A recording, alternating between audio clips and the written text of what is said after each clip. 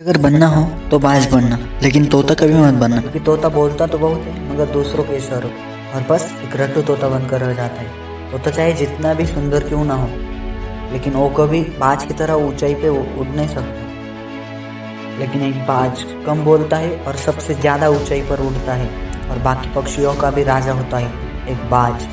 आज मैं बाज के बारे में ऐसी 4 आदतें बताने जा रहा हूँ जो आपके जीवन में संघर्ष करने के लिए आपको हिम्मत देगी। फिर चाहे आप एक स्टूडेंट हो, बिजनेसमैन या फिर एक साधारण आदमी, वीडियो को गहराई से देखना। और आज जो आदतें मैं आपको बताऊंगा उनको अपने दिल और दिमाग में बिठा लेना। नंबर 1 पे आती है ईगल फ्लाई।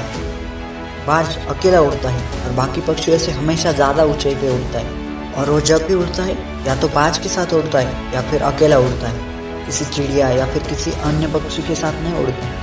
उसकी इसी आदत से हमें सीख मिलती है कि आप जैसे भी हो, अपने जीवन में कामयाबी पाने के लिए अकेले ही काफ़ी हो। तुम्हें किसी के तलवे चाटने की ज़रूरत नहीं है, बस अकेले ही अपने काम में जी जान लगा दो।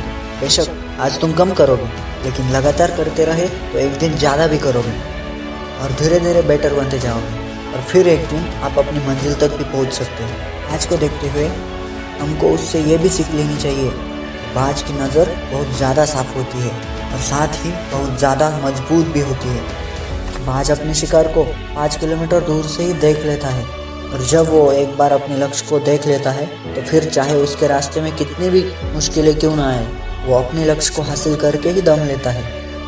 इससे हमें एक सीख मिलती है कि हमें भी हमारा एक लक्ष्य बनाना चाहिए। अगर आपने भी अपना लक्ष्य बना लिया है तो फिर आप अपनी मंजिल से कितने भी दूर क्यों ना हो, अभी से मंजिल तक पहुंचने के लिए कदम बढ़ाते चलो।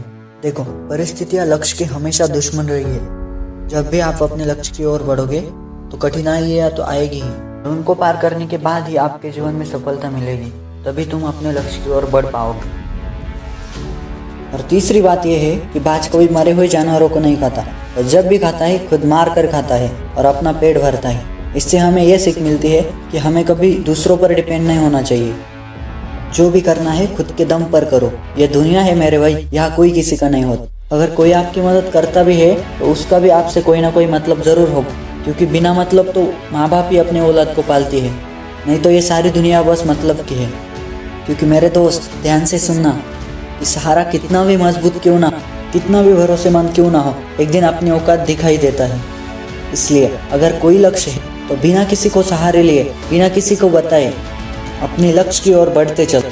बस आपका निर्णय सही होना चाहिए, आप एक दिन जरूर अपनी मंजिल तक पहुंचेंगे। और चौथी और सबसे महत्वपूर्ण बात, इसे ध्यान से सुनना, जब भी आंधी तूफान आते हैं तो बाकी पक्षी घबरा जाते हैं, लेकिन बाज को बहुत अच्छा लगता है।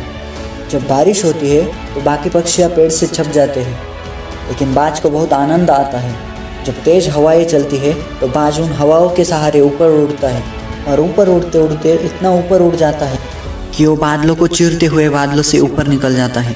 ऐसे ही हमारे जीवन में परेशानियां आती है, तो मेरे दोस्त, परेशानियां सबके जीवन में आती है, तो तुम्हें सबकी तरह घबराना नहीं, उनसे डरकर पीछे की ओर नहीं हटना है, बल्कि उनका सामना करके इतना आगे निकल जाना है कि वो दोबारा कुछ कर ना पाए और तुम अपनी मंजिल तक पहुंच जाओ। मैंने इस वीडियो में आपको जो बातें बताई है उन बातों का ध्यान रखना और अपने लक्ष्य की ओर बढ़ते रहना, और एक दिन आप अपने लक्ष्य तक जरूर पहुंचेंगे। एक दिन जल्द ही आप कामयाब बनेंगे। मेरी दुआ आपके साथ। Thank you. Stay happy.